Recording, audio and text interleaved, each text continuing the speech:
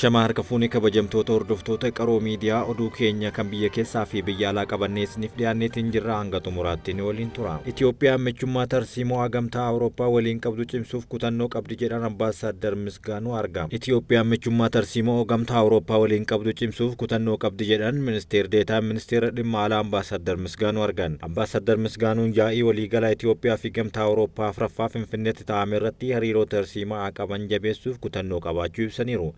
Kanarratti dhimma godaansaas kaasuun akkuma siyaasaa xiyyeeffannoo kan barbaadu ta'uu irratti mari'achuu isaanii ragaan ministeera dhimma alaa irraa argame ni mul'isa. Galmeessi waraqaa eenyummaa biyyaalessaa imala diinagdee dijitaalaa Itiyoophiyaa milkeessuu keessatti gahee olaanaa qaba jedhan Obbo Yohaadee Araya Sillaasee. Waraqaan eenyummaa biyyaalessaa erga addunyaa irratti hojiirra ooluu jalqabee waggoota hedduu lakkoofsiseera. Itiyoophiyaa, Filiippiinsii fi Hind biyyoota addunyaa irraa waraqaa eenyummaa biyyaalessaa hojiirra oolchuun sadarkaa duraa irratti argamanidha. Biyyoota Afrikaa keessaa immoo kanneen akka Gaanaa, Ruwaandaa fi Afrikaa Kibbaa erga waraqaa eenyummaa biyyaalessaa hojiirra oolchanii turaniiru. Itiyoophiyaan hojiirra oolmaa waraqaa eenyummaa kana turtee kan jalqabde ta'us jijjiirama guddaa galmeessisaa jirti jedhan. Sagantaan waraqaa eenyummaa biyyaalessaa sirna waraqaa eenyummaa dijitaalaa guutummaa biyyattiitti hojiirra oolchuuf hojjechaa jiraachuu dubbataniiru. Sagantichi akka lakkoofsa Awurooppaatti bara 2021 waajjira ministeera muummee Itiyoophiyaa jalatti kan hundaa'edha. Galmeessi waraqaa eenyummaa faayidaa guutummaa biyyattiitti adeemsifamaa kan jiru ta'us bal'inaan hojiirra oolaa kan jiru garuu magaalaa Finfinneettidha. Yeroo ammaa akka biyyattiitti namoonni miiliyoona 10 ol fayyadamtoota waraqaa eenyummaa faayidaa ta'aniiru. Waggoota 3 keessatti lammiileen miiliyoona 90 ta'an waraqaa eenyummaa kana akka argatan gochuuf karoorfamee hojjetamaa jiraachuu sagantaa waraqaa eenyummaa biyyaalessaa beeksiseera. Sagantaan waraqaa eenyummaa biyyaalessaa hojii galmeessaa waraqaa eenyummaa faayidaa milkeessuuf kanaan dura eejensii galmeessaa siivilii fi tajaajila jiraattummaa Finfinnee waliin hojjechaa kan ture yoo ta'u, torbaan kana immoo biiroo misooma innoveeshinii fi teeknooloojii magaalaa Finfinnee, Instituutii Artifishaal Intelijeensii fi Itiyoophiyaa fi bulchiinsa saaphana odeeffannoo waraqaa eenyummaa biyyaalessaa fi waraqaa eenyummaa jiraattummaa dijitaalaa galmeessuu irratti waliin hojjechuuf sanada waliigaltee mallatteessaniiru. Hojii raawwachiisaan sagantaa waraqaa eenyummaa biyyaalessaa Obbo Yohaadee Araya Sillaasee akka jedhanitti waajjirri galmeessaa waraqachaa kan jalqabe kana milkeessuuf eejensii galmeessaa siivilii fi tajaajila jiraattummaa Finfinnee waliin ta'uun hojjechaa jira jedhan. Galmeessi waraqaa eenyummaa biyyaalessaa hojmaanni qindaa'an akka dabalu taasisuun imala diinagdee dijitaalaa milkeessuu keessatti gahee olaanaa qabaachuus dubbataniiru.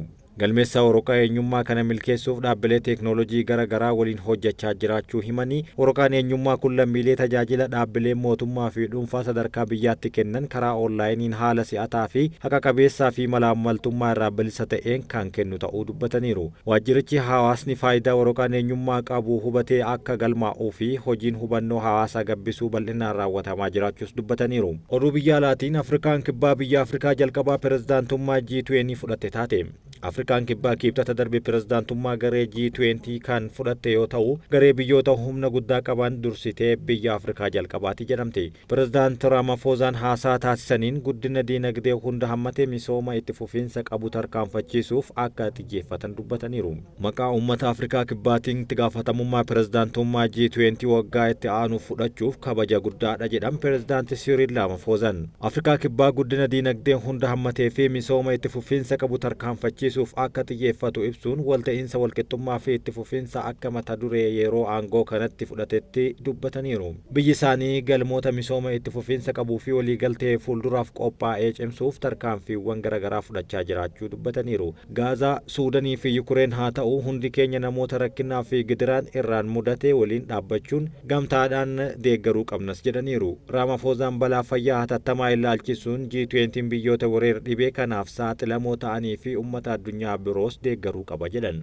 Walqixxummaa dhabuu guddina diinagdee addunyaa fi tasgabbii addunyaa irratti balaa guddaa ta'e furuuf akka hojjetan ibsuun dursa misooma ardii Afrikaa fi Afrikaa Kibbaa addunyatti caalatti ajandaa garee kanaa irratti cimsanii waadaa galaniiru.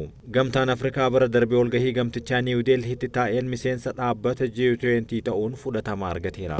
Tiraamp yaalii SpaceX rookeettii hawaatti ergisiisuuf taasisan Elon Musk waliin daawwatan. Doonaald Tiraamp yaalii dhaabbanni Elon Musk Space jedhu yeroo ja'affaaf rookeettii gara hawaatti ergisiisuuf taasisu daawwataniiru. Tiraamp buufata ijaarsa Space Brownsville Texas keessatti argamuu deemuun Elon Musk waliin yeroo xiyyaarri samitti rookeettiin furguggistu daawwataniiru. Doonaald Tiraamp waajjira haaraa gahumsa mootummaa hordofu hundeessee tujjaara addunyaa kan ta'e Elon Musk irratti muuduun ni yaadatama. Biyyoonni miseensa naatoo ta'an uummata isaanii waraanaaf qopheessaa jiraachuun dubbatame. Lammiileen qabeenya bu'uura yeroo muraasaaf itti fayyadamuu danda'an akka bitatanii buufatatti galan dubbataniiru. Ameerikaan Yukureen misaa'ila fageenya dheeraa fayyadamuun Raashaa haleeluuf erga hayyamtee booda naannichatti muddamni uumameera. Biyyoonni miseensa naatoo dhaabbata waliigaltee Atlaantik kaabaa lammiileen isaanii waraanaaf akka qophaa'an dhaamsa dabarsaa jiru. Waraana Raashaa fi Yukureen gidduutti uumame hordofuun Awurooppaa keessatti balaan nageenyaa mudate irraa kan ka'e lammiileen biyyoota Noordik, Noorweey, Siwiidinii fi Finlaand naatootti makaman yeroo murtaa'eef nyaataa fi meeshaalee bu'uuraa biroo bitachuun kuusuu akka qaban ajaja dabarsaniiru. Biyyoonni kunneen akkaataa waraanaaf yookaan rakkooleen hin eeggamne biroof akkamitti akka qophaa'an uummata isaanii gorsaan odeeffannoo adda addaa maxxansanii tamsaasuun hubachiisaa jiru. Siwiidin torbaan kana barruulee miiliyoonaan lakkaa'aman raafamamoo waraana jedhamuun maxxansiistee raabsiteen haala nageenyaa wal dhabdee Yukureen keessatti hammaataa dhufe kaas jirti.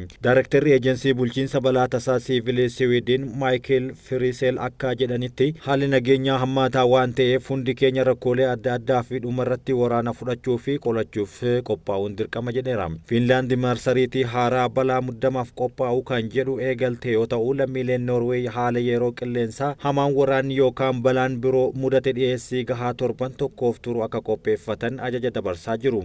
Barruulee akeekkachiisaa keessatti yeroo humni ibsaa addaan cite filannoowwan anniisaa nyaataa qoricha bu'uuraalee uffataa fi meeshaalee biroo nyaata bilcheessuuf kaayyoo biroof ooluu danda'an akka buufatanis kennameetiin jira. Bulchiinsi Joo Baayiden Yukureen misaa'ila fageenya dheeraa fayyadamuun bakka Raashaa keessaa jiru haleeluuf hayyama kan kennee booda cinqamni naannicha keessatti hammaateetiin jira. Murteen kun itti gaafatamummaa kan hin qabnee fi waraana addunyaa sadaffaatti kan geessu ta'uu pirezidaantiin Raashaa Vilaadimir Puutiin dubbataniiru. Itti dabaluunis Mooskoon haleellaa misaa'ilaa Yukureen raawwatteef meeshaan nikularaan deebii akka kennitu akeekkachiisaniiru. Biyyoonni Noordik biyyoota addunyaa keessaa nagaa isaaniitiin beekaman keessaa adda duree ta'an uummanni isaanii xiinsammuu fi karaa biraatiin waraanaaf akka of qopheessan akeekkachiisaa jiru. Netaniyaahoon Israa'el haleellaa onkololeessa keessa raawwatteen sagantaan nikularaa Iraan irratti rakkoo uumtee jedhan. Onkololeessa darbee xiyyaaronni waraanaa Israa'el marsaa sadiin bakka waraanaa Iraan haleeluun ni yaadatama. Netaniyaahoon Israa'el sagantaan nikularaa Iraan keessaa gartokkee onkololeessa keessa rukutte jechuun dubbataniiru. Muummichi ministeera Israa'el Benjaamin Netanyaahuu kaleessa akka jedhanitti haleellaan qilleensaa Israa'el ji'a darbee Iraan irratti raawwatte sagantaa nikularaa Teheraan kutaa tokko dandeettii isaa gadi buusee jira jedhan. Kaayyoon isaa maal akka ta'e kan hin hubanne Netaniyaahuun carraan Iraan nikuleera oomishuuf qabdu xiqqaatee dhufe jedhaniiru. Iraan onkololeessa darbe gara misaa'ila 200 Israa'el irratti boombii erga rukuttee torban muraasa booda xiyyaaronni waraanaa Israa'el bakka waraanni Iraan irratti haleellaa marsaa sadii raawwataniiru. Haasaa isaanii keessatti Netaniyaahuun waan Israa'el irratti xiyyeeffate bal'inaan ibsaniiru.